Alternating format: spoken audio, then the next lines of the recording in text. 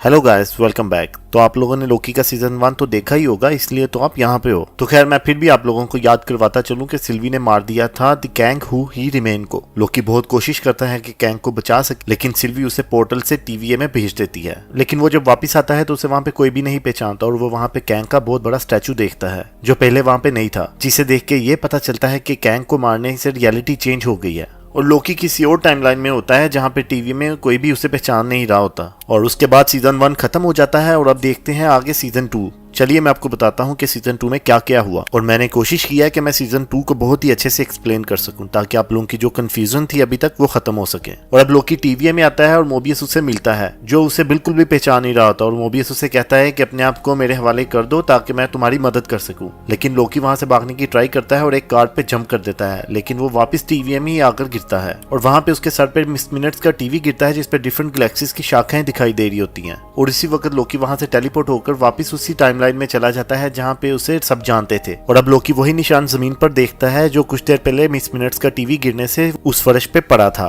और फिर वो कैसी से पूछता है कि ये क्रैक क्या हमेशा से ही यहाँ पे था। बदले में कैसी उसे कहता है कि ये क्रैक मेरे आने से पहले ही था। इसका मतलब है कि लोकी अभी तक कैंग को मारने के बाद पास्ट में था और अब वो प्रेजेंट टाइमलाइन में आया है। और वो कैसी से पूछता है कि मोबियस कहाँ पे है, और कैसी उसे मोबियस के पास लेके जाने वाला ही होता है कि साथ ही में वो फिर वहां से गायब हो जाता है, यानी कि वो फिर वहां से टेलीपोर्ट हो जाता है और पास में चला जाता है। कैसी वहां से सीधा मोबियस के पास जाता है और उसे बताता है कि लोकी तुम्हें ढूंढ रहा था, मैं उसे तुम्हारे पास लेके आ ही रहा था कि मेरी आंखों के सामने से वो गायब हो गया। लेकिन कुछ ही देर के बाद लोकी वापिस से उसके सामने आ जाता है, ऐसे जैसे लोकी टाइम स्लिप कर रहा था, मतलब वक्त में आगे पीछे जा रहा था बगैर उसकी मर्जी से। लोकी वापिस से कैसी से पूछता है मोबियस के बारे में और वो उसके पीछे चला जाता है। लेकिन जब वो उस रूम में जाता है तो वहां पे कोई भी नहीं होता, लेकिन कैंग का स्टैचू होता है, जिसे देख के लोकी ये समझ जाता है कि पास्ट में ये टीवीए को कैंग ही चलाता था, क्योंकि प्रेजेंट में उसका कोई भी स्टैचू टीवीए में नहीं है। अब लोकी जब पास्ट में होता है तो वो वहां पे एक रिकॉर्डिंग सुनता है जो रमोना की होती है, और वो एक जज है जो सीजन 1 में आपको दिखाई गई थी, और वो रिकॉर्डिंग कैंग के साथ होती है। इसका ये मतलब था कि रमोना शुरू से ही कैंग के साथ काम करती थी। और फिर हम B15 को देखते हैं, जिससे सवाल चल रहे होते हैं कि तुमने शाखाओं को मिटाना क्यों छोड़ा। और जवाब में B15 कहती है कि मैं लोगों को नहीं मारना चाहती हूँ, क्योंकि उन शाखाओं पे भी लोग रहते हैं और मैं उन्हें मारना नहीं चाहती। और वो डॉग्स को समझा रही होती है कि हम सबकी एक ही लाइफ थी और हमें यहाँ पे लाया गया था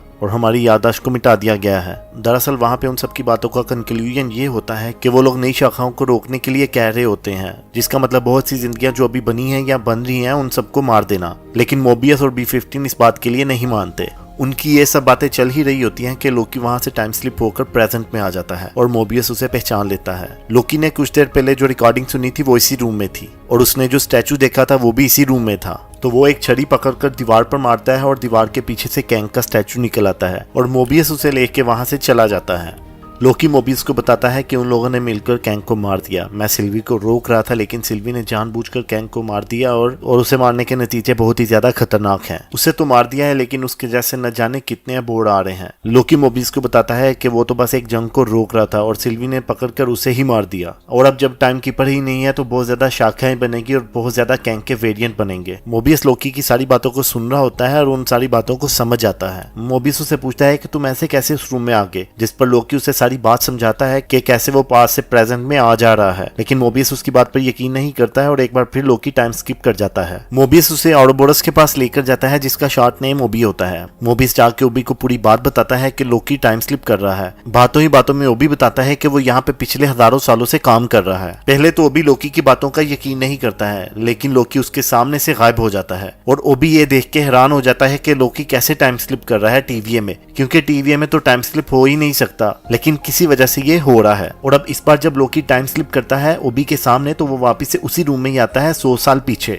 ओबी के ही सामने। और अब इस बार लोकी पास वाले ओबी को सब कुछ बताता है कि वो टीवीए में टाइम स्लिप कर रहा है, और उधर प्रेजेंट में मोबियस के सामने वाले ओबी को पहले तो कुछ याद नहीं आ रहा होता, लेकिन उसे याद आ जाता है कि कुछ 100 साल पहले लोकी मेरे पास आया था टाइम स्लिप की कंप्लेन को लेकर। दरअसल ये कंप्लेन अभी लोकी ने की थी पास में ओबी से, और इसलिए प्रेजेंट वाले ओबी को भी याद आ गया। अब लोकी उसे कहता है कि मुझे इसका कोई सोल्यूशन बताओ ताकि मेरी टाइम स्लिपिंग बंद हो सके। ओबी उसे टेम्परल ओरा एक्सट्रैक्टर के बारे में बताता है और लोकी से कहता है कि तब तक तुम ये संभाल के रखो जब तक मैं दोबारा तुम्हारे पास नहीं आ जाता हूँ फ्यूचर में। और अब लोकी वापस से ओबी के सामने होता है प्रेजेंट में, और ओबी उसे वो एक्सट्रैक्टर देता है जो पास में लोकी ने ओबी से बनाने के लिए कहा था ताकि उसकी टाइम स्लिपिंग बंद हो सके। ओबी क्या देखता है कि उसका टेबल पे पड़ा हुआ लैम्प ठीक से नहीं चल रहा था। मोबियस उसे बताता है कि पूरी टीवीए में ही ऐसा ही हो रहा है, पूरी टीवीए की लाइट्स फ्लक्चुएट कर रही हैं। ओबी ये सब कुछ सुन के बहुत ज्यादा हैरान हो जाता है क्योंकि शाखाओं पे भार पड़ने की वजह से पूरे टीवीए का लूम पर लोड पड़ गया था और वो लूम अब किसी भी वक्त फट सकता था। वो लोग लूम को ठीक करने का प्लान बनाते हैं लेकिन उससे पहले उन लोगों को लोकी की टाइम स्लिपिंग को ठीक करना था। जो ओरा एक्सट्रैक्टर ओबी ने लोकी के लिए बनाया था उसे लेकर लूम में जाना था मोबियस को, और ठीक उसी टाइम पे लोकी को अपने आप को प्राउन करना होगा ताकि वो टाइम में जो आगे पीछे हो रहा है वो ठीक हो सके और सीधा प्रेजेंट में आ जाए। और अगर दोनों के टाइम में थोड़ी सी भी गलती हुई तो लोकी पास में फंस के रह जाएगा। और अगर टाइम पे मोबियस ने भी लूम में जाकर ओरा एक्सट्रैक्टर को ना डाला और वापस ना आया तो मोबियस भी मर सकता है। ये सब कुछ सुनने में जितना ज्यादा रिस्की और ट्रिकी लग रहा था उससे कहीं ज्यादा था। तो खैर लोकी एक बार फिर से इस बार टाइम स्किप कर जाता है, लेकिन इस बार वो फ्यूचर में टाइम स्किप करता है और मोबियस लूम में जाने के लिए तैयार हो जाता है। बस लोकी को टाइम पे प्राउन होना होगा ठीक उसी वक्त जब मोबियस लूम में ओरा एक्सट्रैक्टर को डालेगा। मोबियस भी लूम के डोर तक पहुंच जाता है और तैयार हो जाता है। वहां की एनर्जी बहुत ज्यादा तेज होती है जो किसी को भी बगैर सूट के जलाकर राख कर सकती है। और दूसरी तरफ लोकी भी फ्यूचर में होता है जो खुद को प्राउन करने के लिए स्टिक ढूंढ रहा होता है, लेकिन उसे वहां पे कोई भी स्टिक नहीं मिल रही होती और लोकी को लगता है कि उसका टाइम खत्म हो गया है क्योंकि उसे वहां पे कोई भी स्टिक नहीं मिलती। और दूसरी तरफ लूम की हालत भी ज्यादा बिगड़ना शुरू हो जाती है। मोबियस को ऐसा लगता है कि सच में लोकी वक्त में कहीं पे खो गया है क्योंकि उसके पास जो कंपास था वो भी ग्रीन हो जाता है और ओबी ने कहा था कि जब वो ग्रीन हो जाए तो तुम्हें खुद को उसी वक्त प्राउन करना होगा। तभी हम देखते हैं कि लोकी को पीछे से कोई आकर प्राउन कर देता है और वो सीधा जाके मोबियस के पास प्रेजेंट में गिरता है। और इसी के साथ हमारा एपिसोड 1 खत्म हो जाता है। अब मोबियस और लोकी को सिल्वी को ढूंढना था और उसे ढूंढने के लिए वो लोग 1977 में आते हैं ताकि वो सिल्वी को ढूंढ सकें क्योंकि सिल्वी की लास्ट लोकेशन उसके टीम पैड पर यही थी।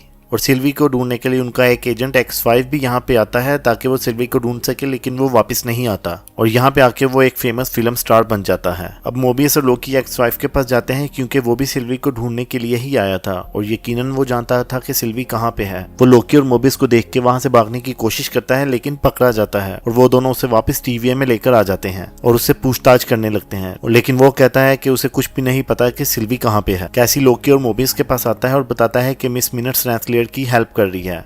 अगर आप लोग नहीं जानते कि रेंसलियर कौन है तो रेंसलियर वो ही जज है जो कैंग के साथ काम करती थी स्टार्ट से ही और लोकी ने जिसकी रिकॉर्डिंग कैंग के साथ सुनी थी। लोकी अब X5 के पास आता है और उसे पूछता है कि बताओ सिल्वी कहाँ पे है। वो उसे कुछ भी नहीं बताता है और लोकी का मजाक उड़ाता है, लेकिन इस बार लोकी उसे थोड़ी सी धमकी देता है और उसे टॉर्चर करता है, जिसके बाद वो लोकी को बता देता है कि सिल्वी कहाँ पे है। और दूसरी तरफ कैसी ओबी के पास जाता है उसकी हेल्प के लिए B-15 के साथ। कैसी ओबी को देख के बहुत ज्यादा खुश होता है और टीवीए की नोटबुक भी उसी ने लिखी थी जिसको कैसी ने पूरा रटा हुआ था।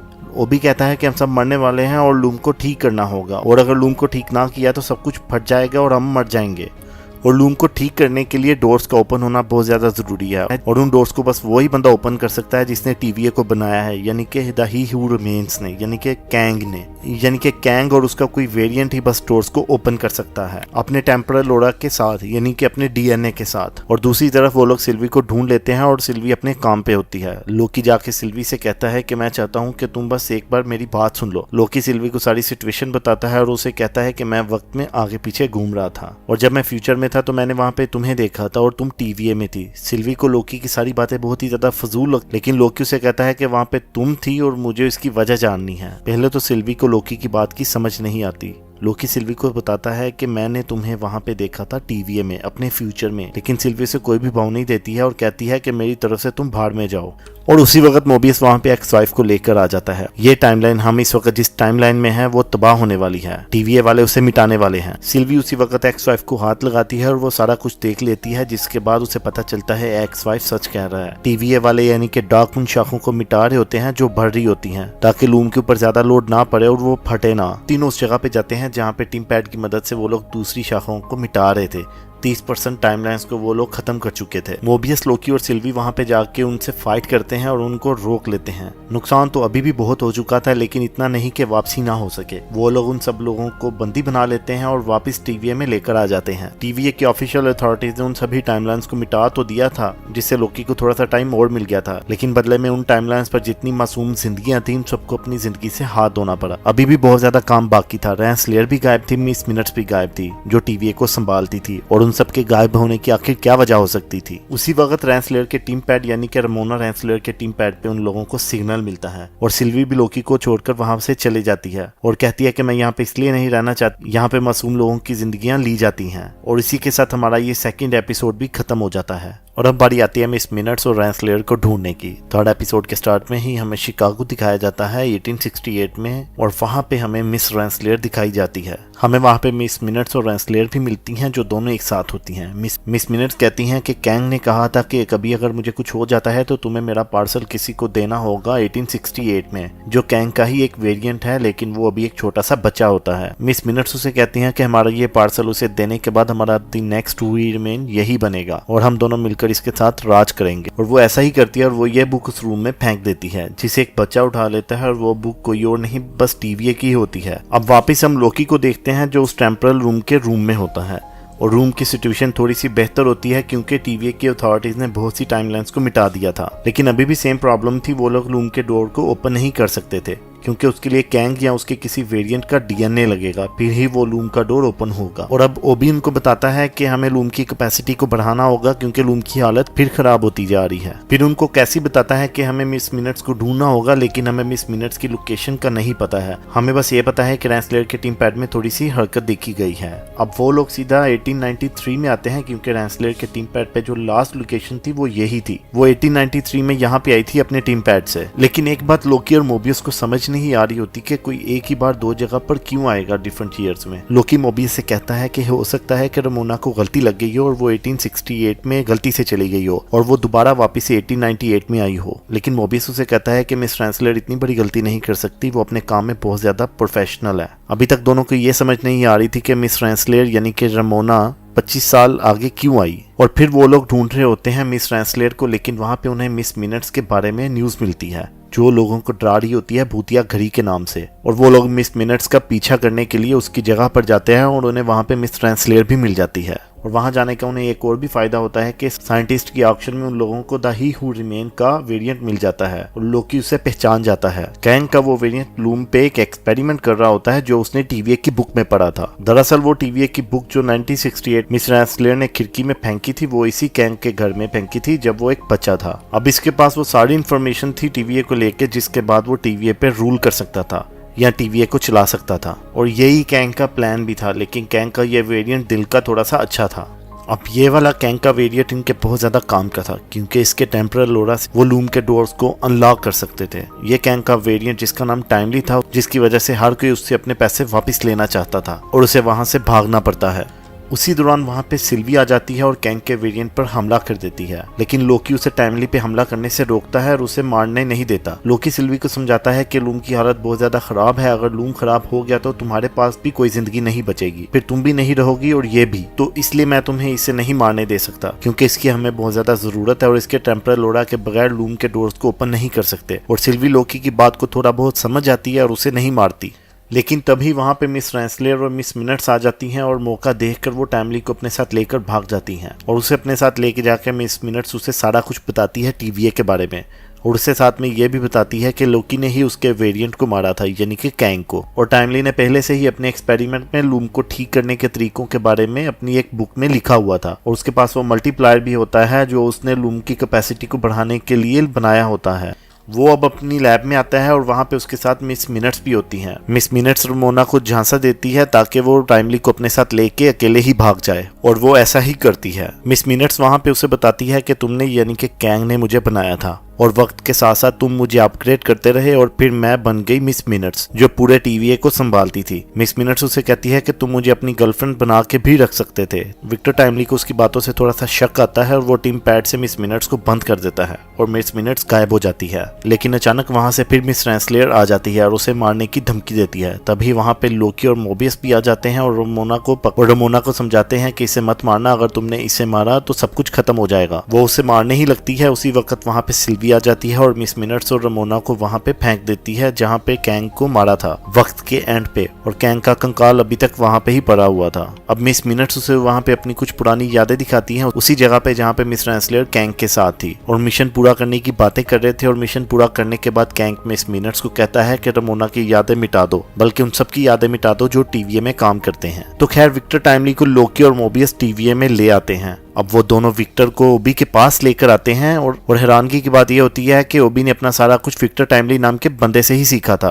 और फिर टीवीए पे एक बुक लिखी थी और विक्टर ने अपना सारा कुछ टीवीए की बुक से सीखा था। इसका मतलब यह कि उन्हें खुद भी समझ नहीं आता कि ये कैसे हो सकता है। विक्टर टाइमली ने उसे सारा कुछ टीवीए के बारे में सिखाया था। इससे ये साफ जाहिर होता है कि इन दोनों के पास बहुत ज्यादा नॉलेज थी टीवीए के बारे में, जिससे ये किसी तरह लूम को फटने से रोक सकते हैं और यहाँ तो कोई ना कोई रास्ता जरूर निकाल सकते हैं। और अब ओबी उन लोगों को प्लान समझाता है कि हम में से किसी एक को पैसेज से गुजरते हुए लूम तक जाना होगा और वहां जाके विक्टर टाइमली ने एक्सपेरिमेंट में जो लूम बनाया था उसे वहां जाके लगाना होगा और ग्रीन बटन को दबाना होगा। लेकिन एक प्रॉब्लम है कि अब पैसेज का रेडिएशन लेवल बहुत ज्यादा हो चुका है, पहले से भी बहुत ज्यादा हो चुका है जब मोबियस लोकी को बचाने के लिए लूम के पैसेज में गया था। अब डॉग के पास मिस रमोना और मिस मिनट्स पहुंच जाते हैं और उन लोगों को अपने साथ मिलाने का कहती है ताकि दोबारा वो लोग टीवीए पे राज कर सकें। लेकिन डॉग यानी कि वहाँ पे जो गार्ड थे जो शाखाओं को जब मिटा रहे थे तब लोकी और मोबियस ने जिनको पकड़ा था रमोना उन सब लोगों को मार देती है क्योंकि वो रमोना का साथ देने को तैयार नहीं होते। अब मिस मिनट्स टीवीए के सारे सिस्टम में दोबारा घुस जाती है और पूरे सिस्टम को हैक कर लेती है और X5 विक्टर टाइमली को मौका देख के बंदी बना लेता है। X5 विक्टर को रमोना और मिस मिनट्स के पास लेकर आता है और दूसरी तरफ लूम की हालत बहुत ज्यादा बिगड़ना शुरू हो गई होती है। अभी भी लूम के डोर को ओपन नहीं कर सकते थे बगैर विक्टर टाइमली के डीएनए के। लोकी विक्टर को टीवीए में ही ढूंढ रहा होता है और उसी वक्त उसके सामने खुद का दूसरा वेरिएंट आता है जो एपिसोड के स्टार्ट में प्रॉन हो गया था और वो फ्यूचर में था और उसी वक्त लोकी उसे प्रॉन कर देता है ताकि वो टाइम पे अपनी टाइमलाइन में पहुंच जाए। वो लोग टीवीए के सिस्टम को रीबूट कर देते हैं और मिस मिनट्स के पास से टीवीए के कंट्रोल को खत्म कर देते हैं और उसी वक्त वहाँ पे लोकी आ जाता है X5 के बेस में और रमोना को प्रॉन कर देता है और विक्टर को लेकर वहां से निकल जाता है। विक्टर की गैर मौजूदगी में ओबी ने लूम के प्रोजेक्ट को कंप्लीट कर लिया होता है और अब बस विक्टर का ओरा चाहिए होता है ताकि वो डोर्स को ओपन कर सके और वाकई में वो ओरा कंफर्म हो जाता है और लूम के डोर ओपन हो जाते हैं और लोकी कहता है कि वो खुद इस मिशन को कंप्लीट करेगा और वो खुद पैसे से जाएगा लूम को ठीक करने के लिए। लेकिन उसी वक्त विक्टर टाइमली कहता है कि वो जाएगा। वो ये कह के लोकी को मना लेता है कि वो लूम के बारे में बहुत ज्यादा जानता है और अगर कोई गड़बड़ हुई तो वो उस गड़बड़ को ठीक कर देगा। और ऐसा ही होता है। विक्टर टाइमली पैसेज में जाने के लिए अपने कॉस्ट्यूम को पहन लेता है और लोकी उसको उसका सारा प्लान समझा देता है कि करना क्या है और वो लोग डोर्स को ओपन कर देते हैं और विक्टर जैसे ही उन डोर्स के बाहर जाता है वो नूडल्स बन जाते हैं क्योंकि रेडिएशन का लेवल बहुत ज्यादा हो गया होता है और तभी रेडिएशन इतनी ज्यादा हो जाती है कि लूम फट जाता है और लोकी ये सब कुछ देख रहा होता है। इसी के साथ ही हमारा ये 4th एपिसोड भी खत्म हो जाता है। उसके बाद स्टार्ट होता है हमारा ये 5th एपिसोड। आप सब लोगों ने पिछले एपिसोड में देखा कि विक्टर की हॉकाई नूडल्स बन जाती हैं और तभी एक धमाका हुआ था और उसके बाद लोकी जब अपनी आंख खोलता है तो उसके अलावा टीवी में कोई भी नहीं होता और उसके साथ वापस से टाइम स्किपिंग स्टार्ट हो जाती है। हर बार जब भी उसके साथ टाइम स्किपिंग होती है तो वो बहुत ज्यादा तकलीफ से गुजरता है। अब लोकी वक्त में आगे पीछे जा रहा होता है अकेला ही, लेकिन अभी भी वो टीवीए में ही होता है। लेकिन उसकी इस टाइमलाइन में जब वो टीवीए में है सब कुछ वापस से हाकाई नूडल्स बनना शुरू हो जाता है और वो वहां से टाइम स्किप के रास्ते से निकल जाता है। के बाद हम कैसी को देखते हैं जो एक जेल ब्रेक कर रहा होता है 1962 में सैन फ्रांसिस्को में और उसे अपने बारे में कुछ भी याद नहीं होता और उसके पास लोकी जाता है और कैसी उसे नहीं पहचानता और लोकी अगेन वहां से टाइम स्किप कर जाता है और उसके बाद वो सीधा मोबियस के पास जाता है लेकिन मोबियस भी उसे बिल्कुल भी नहीं पहचानता। और उसके बाद हम देखते हैं ओबी को और वो चोरी छुपे अपनी साइंस फिक्शन बुक को एक लाइब्रेरी में छुपा रहा होता है और इसी दौरान वो पकड़ा जाता है जिससे ये तो पता चल जाता है कि वो एक साइंटिस्ट है इस एरा में, लेकिन वो इतना फेमस नहीं है इसलिए तो वो अपनी बुक्स को चोरी छुपे लाइब्रेरी में रख रहा है। वो अपनी लैब में पहुंचता है तभी उसके सामने वहां पे लोकी आ जाता है और ये देखकर ओबी बहुत ज्यादा हैरान होता है क्योंकि वो पहले से ही एक साइंस फिक्शन राइटर होता है और लोकी की सारी कहानी को बड़े ही आराम से समझ आता है। अब ओबी उससे ये कहता है कि तुम्हें अपनी टाइम स्लिपिंग को कंट्रोल करना सीखना होगा तभी तुम वापस टीवीए में जा सकते हो। और अब लोकी उसे बताता है कि वो अपनी टाइम स्लिपिंग से बस उन्हीं लोगों के पास जा रहा है जिनको वो जानता था और फिर ओबी उसकी हेल्प करता है कि वो अपनी टाइम स्लिपिंग की पावर को कंट्रोल कर सके क्योंकि वो अकेला ही है जो ये सब कुछ ठीक कर सकता है। और टाइम में आगे पीछे जा रहा है। अब लोकी और ओबी मिलकर एक प्लान बनाते हैं कि सबसे पहले उनको अपनी पूरी टीम को इकट्ठा करना होगा और ऐसा करने से उनका जो टेम्परल ओरा होगा वो हमें उस टाइमलाइन में ले जाएगा जिस टाइमलाइन पे हम लास्ट में थे, और वो सब कुछ एक टीम पैड से हो सकता है, लेकिन मेरे पास कोई भी टीम पैड नहीं है। और ये बात करते ही लोकी फिर से वहां से गायब हो जाता है, लेकिन गायब होने से पहले लोकी उसे एक टीवीए की बुक दे देता है जिसमें टीम पैड को बनाने का तरीका लिखा था। और इस पर लोकी मोबियस के पास टाइम स्लिप होकर पहुंच जाता है। मोबियस उसे कहता है कि तुम सुबह भी मेरे पास आए थे और अचानक चले गए थे, और उसके बाद लोकी उसे सब कुछ समझाने की कोशिश करता है, जो कुछ भी गुजर चुका है उसे याद करवाने की कोशिश करता है। तभी वहां पे टीम पैड को हाथ में पकड़े हुए ओबी आ जाता है और लोकी उसे कहता है कि तुमने इतनी जल्दी टीम पैड कैसे बना लिया। ओबी जवाब देता है कि मुझे 19 महीने लगे हैं टीम पैड को बनाने में। जस्ट लोकी के एक बार टाइम स्लिप करने में वो 19 माह आगे चला गया। फिर वो लोग B-15 के पास जाते हैं और कैसी के पास जाते हैं, उन लोगों को समझा देते हैं और वो सब लोग समझ भी जाते हैं। वो अपनी पूरी टीम को इकट्ठा कर लेते हैं जो लोग उस टाइम लूम फटने से पहले एक साथ थे, बस इन सब में सिल्वी नहीं थी। अब लोकी सिल्वी के पास वहीं पे ही जाता है जहाँ पे वो मैकडोनल्ड में जॉब करती थी, और सिल्वी देखते ही लोकी को पहचान जाती है। दूसरों की तरह सिल्वी की याददाश्त नहीं गई थी, वो जाते ही लोकी को पहचान लेती है। और जब लूम फटा था तो सिल्वी वापस से अपनी टाइमलाइन में फेंक दी गई थी जहाँ से वो आई थी। अब लोकी की सारी बात सुनकर सिल्वी लोकी से कहती है कि अब मोबियस और कैसी को सबको उनकी जिंदगी चुनने का एक मौका देना चाहिए। हम उन सबकी जिंदगियों को कंट्रोल नहीं कर सकते, और अगर फिर हम एक बार उनसे उनकी मर्जी नहीं पूछेंगे तो कैंग में और हम में कोई फर्क नहीं रहेगा। लोकी उसकी बात सुन के उसी जगह पे वापस आ जाता है जहाँ पे वो सब लोग इकट्ठे थे, और उनसे कहता है कि मैं तुम सब लोगों के साथ जबरदस्ती नहीं कर सकता, तुम सब लोग वापस अपने अपने घर चले जाओ, मैं दूसरा कैंग नहीं बनना चाहता हूँ। और तभी सिल्वी उसके पास टेलीपोर्ट होकर आती है और उसे बताती है कि अभी जिस जगह पे या जिस टाइमलाइन में वो थी वो टाइमलाइन भी हाकाई नूडल बनना शुरू हो गई है। उसी वक्त लोकी जिस टाइमलाइन में था वो जगह भी हाकाई नूडल्स बनना शुरू हो जाती है, और सब लोग बहुत ज्यादा पैनिक कर जाते हैं, और लोकी के अलावा एक बार फिर सब लोग मर जाते हैं। लेकिन लोकी इस पर बहुत ज्यादा जोर से चीखता है और टाइम फिर से वापस आ जाता है, और वक्त में कुछ लम्हे पीछे आ जाता है। जब अभी थोड़ी देर पहले सिल्वी उसके पास आई थी वो उस टाइमलाइन में आ जाता है। तब लोकी ओबी को बताता है कि उसने टाइम स्लिपिंग को कंट्रोल करना सीख लिया है, और वो वापस से टीवीए में आ जाता है, और उसी के साथ ही हमारे 5 एपिसोड खत्म हो जाते हैं। अब हमारे आखिरी एपिसोड यानी कि 6 एपिसोड की स्टार्ट होती है। लोकी वापस से टीवी में होता है लूम फटने से कुछ टाइम पहले के टाइम में, और विक्टर टाइमली को बाहर भेजते हैं, लूम के पास डोर ओपन करते हैं, और इस बार भी जब डोर्स ओपन होते हैं तो विक्टर टाइमली के नूडल्स बन जाते हैं। एक बार फिर से लोकी टाइम स्लिप करता है, लेकिन इस बार अपनी मर्जी के साथ, क्योंकि वो टाइम स्लिप को कंट्रोल करना सीख चुका है। लोकी जब टाइम पीछे करता है और विक्टर टाइमली फिर से जिंदा हो जाता है और उसके सामने होता है। दरअसल अब लोकी टाइम को पूरी तरह से और अच्छे तरीके से कंट्रोल कर सकता है। लोकी को ये पावर्स कैसे मिली अभी ये लोकी खुद भी नहीं जानता, ना ही हम लोगों को पता है, लेकिन वो टाइम को हर तरह से कंट्रोल कर सकता है। और विक्टर टाइमली को एक बार फिर से लूप में भेजते हैं, लेकिन इस बार भी सेम ही रिजल्ट आता है, और टाइमली मर जाता है रेडिएशन के ज्यादा होने की वजह से। हर बार टाइमली मरता जाता है और बार बार उसको मजीद तैयारी के साथ भेजते हैं, लेकिन रिजल्ट हमेशा की तरह सेम ही होते हैं। बार बार लोकी सेम अल्फाज कहता है, पता नहीं कितनी बार, 1000 बार या उससे भी ज्यादा उन लोगों को विक्टर टाइमली को भेजना पड़ता है लूम में, लेकिन हर बार की तरह टाइमली के नूडल्स बन जाते थे। और गाइस ये सीन पूरे सीजन में सबसे ज्यादा बेस्ट था, और जब भी कुछ गलत होता लोकी बार बार टाइम को पीछे ले आता। अब लोकी टाइम में पीछे आता है जब ओबी और विक्टर टाइमली दोनों एक दूसरे से मिले थे। लोकी उनको सब कुछ बहुत अच्छे से समझाने लगता है, क्योंकि उसे पता था वक्त के आगे का भी और वक्त के पीछे का भी, जो कुछ भी हो चुका था लोकी उन सब लम्हों को बार बार जी रहा था, और उसे ये सब कुछ ज़बानी याद। लोकी उनको फिर से समझाता है जो उनका प्लान था कि विक्टर सूट पहनकर पैसेज को फुल स्पीड में जल्दी जल्दी पार करेगा। वक्त में इतना पीछे आने का बस एक ही मतलब था, लोकी को पता चल सके कि वो आखिर कहाँ पे गलती कर रहे हैं, आखिर क्यों वो बार बार फेल हो रहे हैं, लूम बार बार क्यों फट रहा है। लोकी ओबी से पूछता है कि तुम मुझे एक बात बताओ कि अगर मुझे ये सब कुछ सीखना हो टीवीए के बारे में तो मुझे कितने साल लगेंगे। ओबी उसे कहता है कि कई साल लग सकते हैं, या फिर कई हजार साल भी लग सकते हैं, फिर वो लूम और टीवीए के बारे में सब कुछ सीख सकता है। और अब इन सब में कई हजार साल सच में गुजर जाते हैं, और अब लोकी के पास ओबी के जितना नॉलेज होता है, और यहाँ तक कि उसके पास ही हू रिमेन्स यानी कि कैंग के जितना नॉलेज आ जाता है, क्योंकि इस दौरान वो टाइम में बार बार पीछे गया है। पता नहीं कितने हजार साल उसने ये बार बार किया, फिर जाके उसके पास ये सब नॉलेज आया,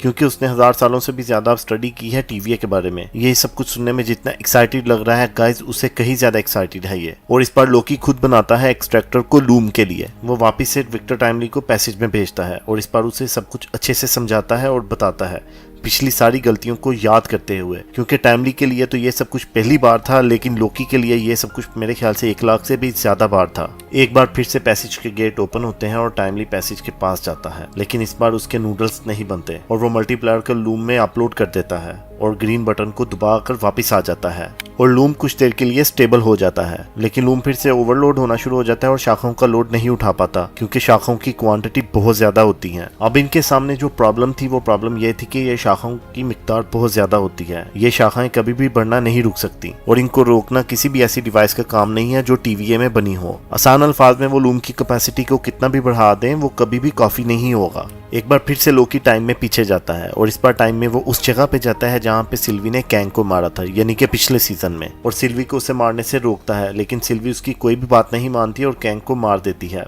लोकी से समझाता है कि तुम अगर इसे मार दोगी तो सब कुछ खत्म हो जाएगा, लेकिन सिल्वी उसकी किसी भी बात को नहीं समझती और कैंग को बार बार मार देती है। लोकी उसे समझाता है कि तुम अगर इसे मार दोगी तो सब कुछ खत्म हो जाएगा और मैंने ये सब कुछ देखा है कई बार। ये सब बातें कैंग भी सुन रहा होता है। लोकी सिल्वी को भी नहीं मारना चाहता था और ना ही उसे लड़ना चाहता था और सिल्वी फिर कैंग को मार देती है। बार बार कैंग को मार देती है जितनी बार लोकी टाइम में पीछे जाता है। लेकिन अब इस बार लोकी कैंग से कहता है कि तुम इसे क्यों नहीं रोकते हो, और उसी वक्त कैंग सिल्वी को रोक देता है और टाइम को स्टॉप कर देता है। और फिर कैंग लोकी से पूछता है कि तुम कब से मुझे बचाने की कोशिश कर रहे हो। कैंग लोकी से कहता है कि मैं यहाँ से सब कुछ देख सकता हूँ कि तुम्हें प्रॉब्लम हो रही है लूम की कैपेसिटी को बढ़ाने की। तुम कुछ भी करके लूम की कैपेसिटी को बढ़ा नहीं पा रहे हो। जब भी लूम पे ज्यादा भार पड़ता है लूम अपने आप ही शाखाओं को खत्म कर देता है। बस एक टाइमलाइन को लूम नहीं रिमूव करता जो होती है एग्जिस्टिंग टाइमलाइन, जिसमें सब कुछ चल रहा होता है। बस एक टाइमलाइन को लूम कभी भी रिमूव नहीं करता। इसका मतलब यह है कि लोकी ने अब तक जो कुछ भी किया है वो सब बेकार था। वो कुछ भी कर ले लूम तबाह होने से नहीं रोक सकता।